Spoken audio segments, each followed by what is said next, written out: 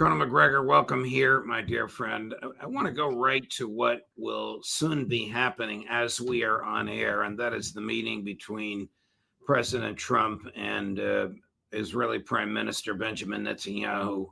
What does Netanyahu want from President Trump? Oh, that's a great question. I think what President Netanyahu wants is a guarantee of continued delivery of all the ordnance and military equipment that he needs, whether it comes in the form of F-35 jets or missiles, rockets, anything. And I think he will certainly get that. As you know, President Trump has just announced $1 billion worth of equipment on its way to Israel. So that's the first thing. The second thing is I think there'll be a discussion about what's happening in the region.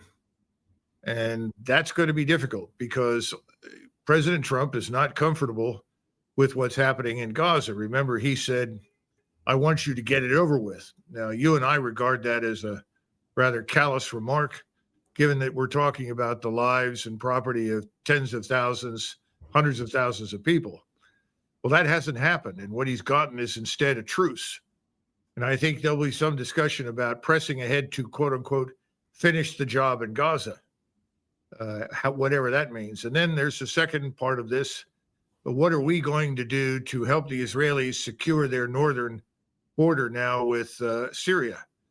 They've moved into Syria. They want to retain territory in southern Syria. Are we going to stand by that and allow them to acquire that and keep it? And that puts us at odds potentially with the Turks. Then the other issue is the Kurdish problem in Syria.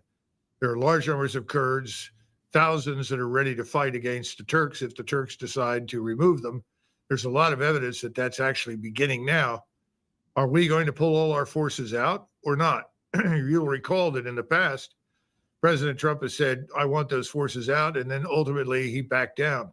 Right. I think that will come up again for discussion. And then, of course, there's the Iranian issue. The worst thing that could happen for Mr. Netanyahu is for President Trump to strike a quote-unquote deal with Iran that leads Iran in a position to build a nuclear weapon. He doesn't want that. He wants absolute certainty that there's no potential capability for that at all. That may be difficult for President Trump to deliver.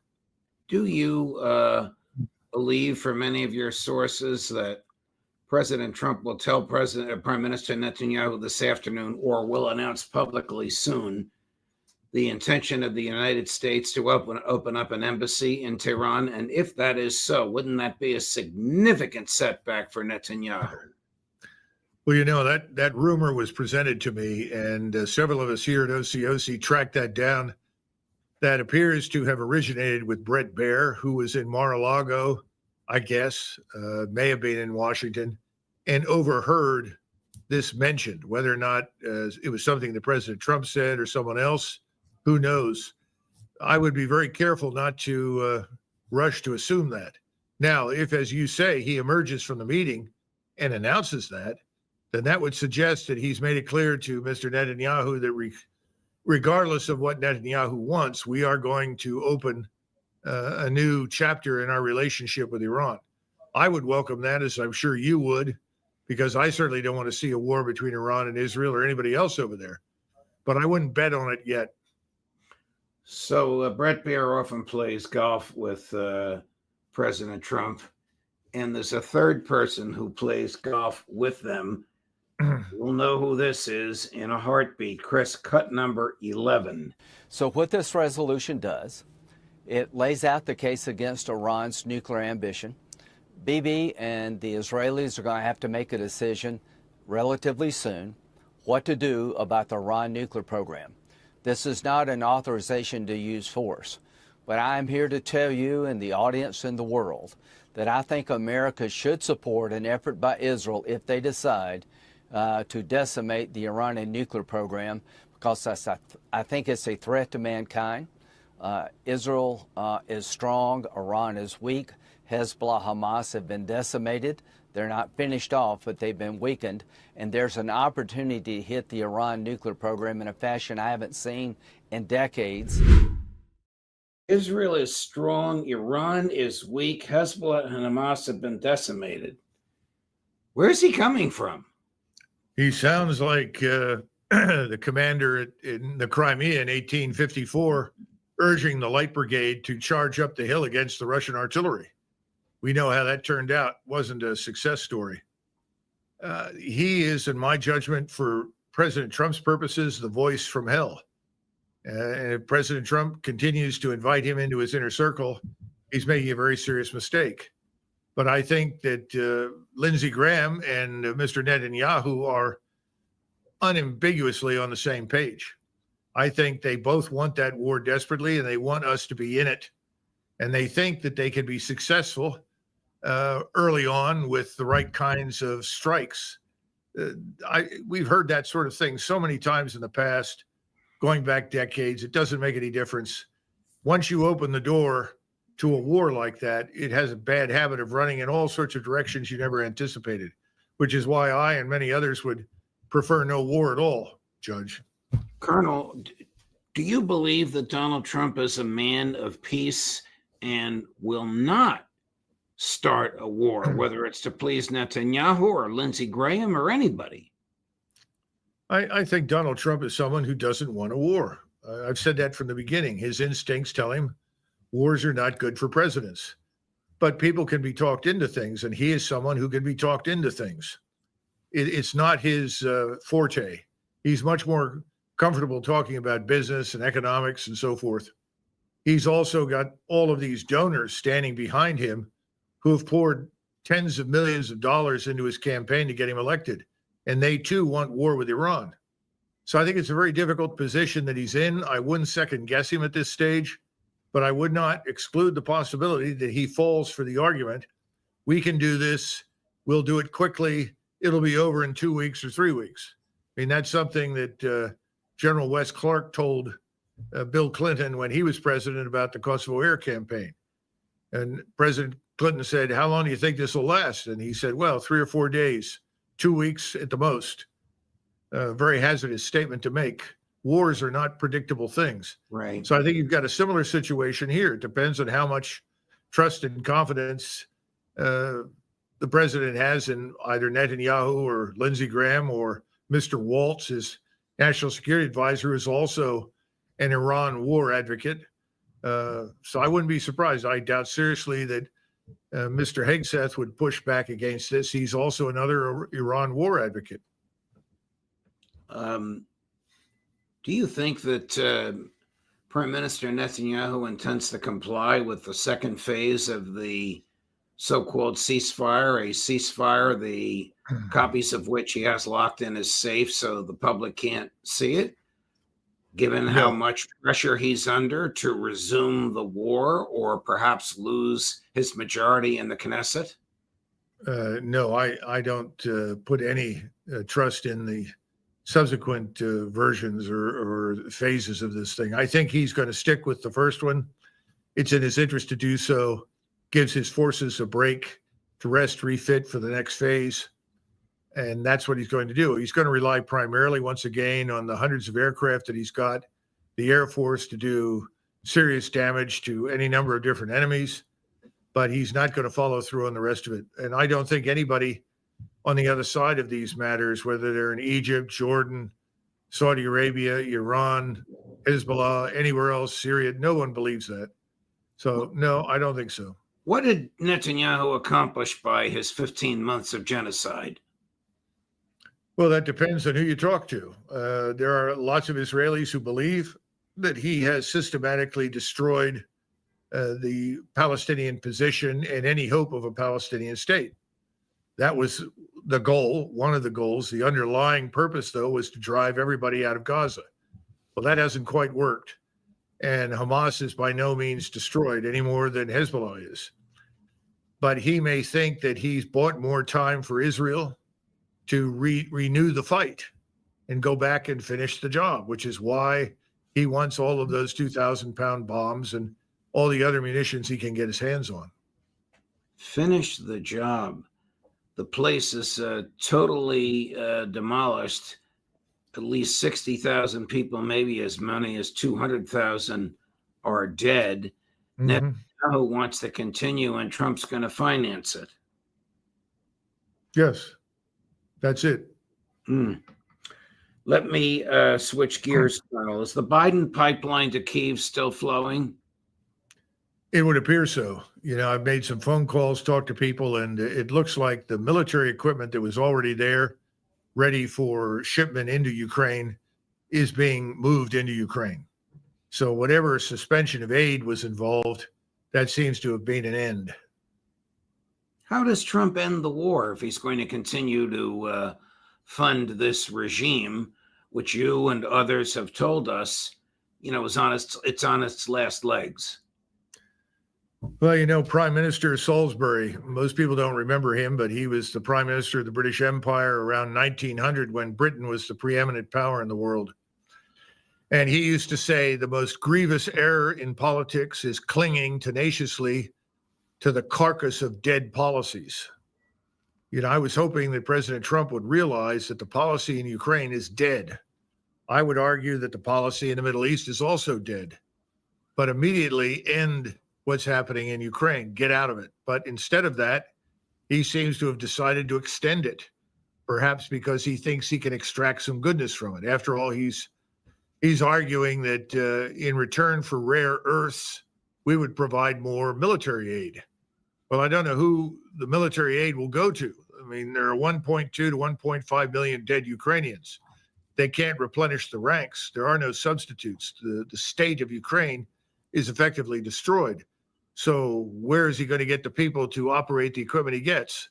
I think it's ridiculous. But apparently that's President Trump's idea that if he could extract rare earths from them, that would be a benefit. The problem is the rare earths are all in the areas that are populated with Russians, and the Russians currently control them. So you're not going to get any rare earths out of that. Here he is just a couple of minutes ago in the Oval Office talking about what he wants to extract from the earth.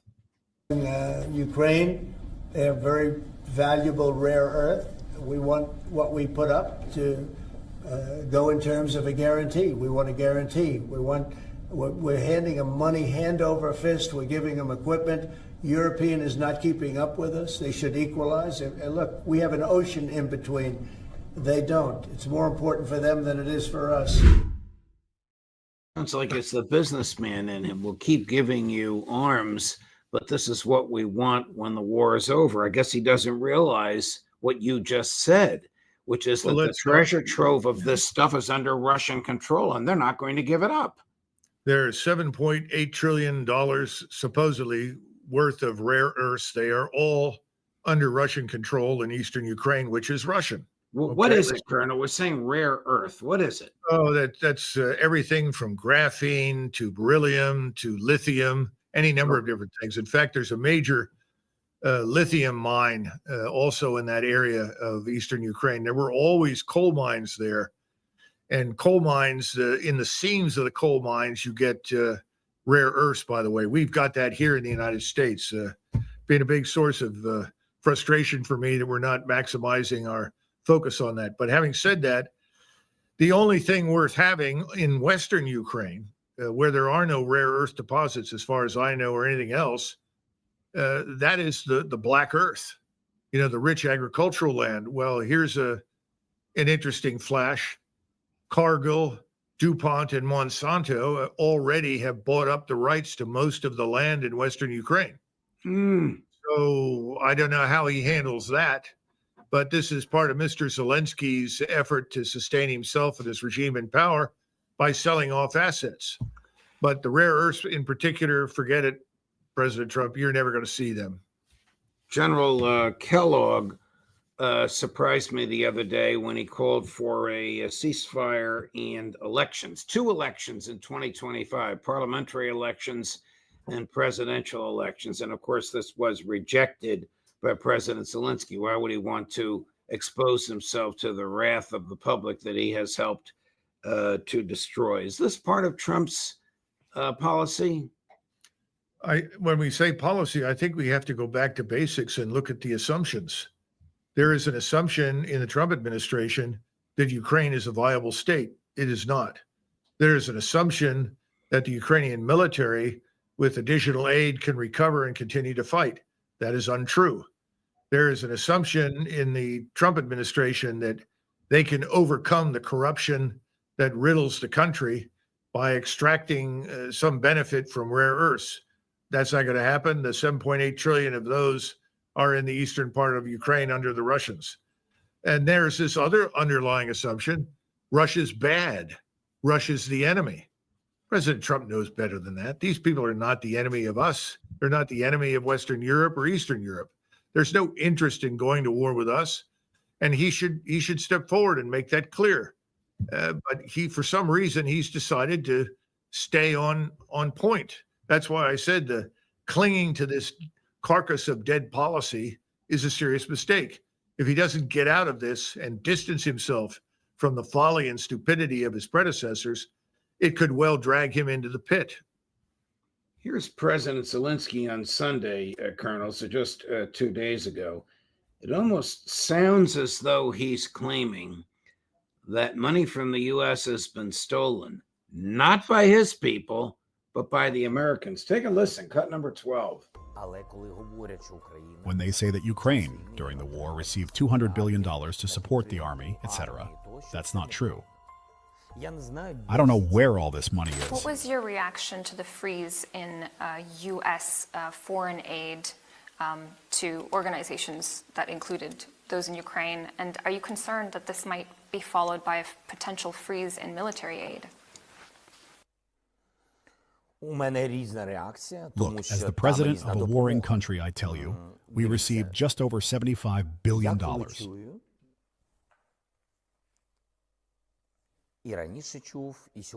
That is 100 billion of these 177 billion, or 200 billion, some people even say, we have never received. And this is important.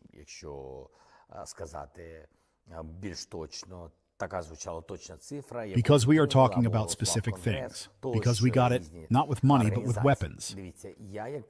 We got 70 billion something worth of it. I don't know. Can you figure out what he's saying? It's almost as if he's complaining. He, the head of the most corrupt government and the most corrupt society in Europe, complaining that they didn't get all the money that was promised and therefore somebody else did. Well, I think it's useful to point out that as far as we can tell, he receives, this is the president of Ukraine in the form of Zelensky, $11 million a month. That's his salary. So we can certainly point to waste, fraud, and abuse there. 11 million a month? Yes. That's what the Russian and actually the Ukrainian press, it's out there, $11 million a month. And then on top of that, we could point to his real estate holdings. They're worth tens of millions, and we don't even know with certainty which banks hold enormous quantities of cash. So I would say that he is probably the chief thief in Ukraine. Now, he would probably argue that he's not, that he's had to pay off oligarchs who backed him. That may be true. But the real point is we've sent a lot of money over there. We know that a lot of it was essentially put into this laundering machine in Washington, D.C. that allows us to ship equipment and pay for it right here in Washington. But the equipment goes to Ukraine, but cash, not so much. But we've still sent enough cash in terms of hundreds of millions from time to time that he's being able to pay off his government. Everybody in the parliament is richly rewarded for their support. And of course, the officers in command of Ukrainian troops are earning vast sums of money. It is one giant scam. It makes Bernie Madoff look like a patriot in the United States compared to this man. The mountain of lies is collapsing, Judge. This is the beginning of the end, and all of this is going to come out in a big way. So how does this end? The Russians won't negotiate with him, rightly so. He doesn't have any legal authority to sign any agreement, and he's refusing to permit new elections. Does the U.S. just get rid of him? Well, that depends. I think we could see something that looks a lot like our departure from Kabul, where he and others like him are packing as much cash and belongings as they can into private jets and cars and things, or railroad cars, and leaving as quickly as possible, headed west. That much I think we can say is going to happen. It's going to happen soon. The Russians right now have an enormous amount of military power concentrated in a couple of key places. One is across from Kiev, and the other is further south down near Kherson. They can move whenever they decide to move, and there's nothing the Ukrainians can do about it. We know that. If we continue to prevaricate and lie, as we have thus far, about the true state of affairs on the ground, they will eventually move. And there won't be anybody to sign anything because it won't be necessary. The entire Ukrainian state will have collapsed, and the Ukrainian population that remains is not going to put up a fight at this stage because they've had enough. So you'll end up with the Russians in charge, period. And we will have thrown away any opportunity we might have ever had to help shape some sort of outcome that would have been remotely beneficial to Europe or the Ukrainians. This will probably take us back to Israel and Gaza. But what is your comfort level, Colonel, with the super rich, some would call them oligarchs, with which President Trump has surrounded himself? For example, this fellow, Howard Lutnick, and the other fellow, Steve Witkoff, do they have, as far as you know or understand, an economic interest in the outcome of the deals they're negotiating purportedly on behalf of the U.S.? Well, I think we can say with some degree of certainty that they certainly do. I mean, these are people that manage to acquire billions of dollars of wealth.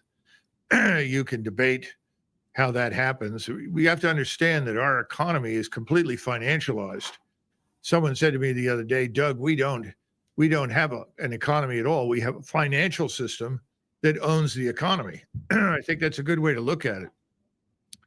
These gentlemen that you mentioned are part of that development, that structure of power. I'd be surprised if it were not the case. And I read something, and then I watched briefly Alex Kreiner, who is a very fine financial analyst. He's somebody that you should consider bringing on to look at this from a political standpoint. But he pointed out that obviously the government in London is going to fall because the British economy is moribund and the financial system is going to crash. Now, one of the symptoms of this has been the London Metals Exchange, where the Bank of England is suspiciously may not have the gold in its vaults that it's supposed to have. Now, what gold is there is being extracted by investors in the United States. Apparently, they seem to want to get out before there is a quote unquote margin call and the true dimensions of the scam are revealed. At the same time, you have an interest in the United States with people like Mr. Lutnick, who are connected to the City of London banking system, the people over there, to backstop the losses in order to prevent a wholesale collapse of the financial system in London.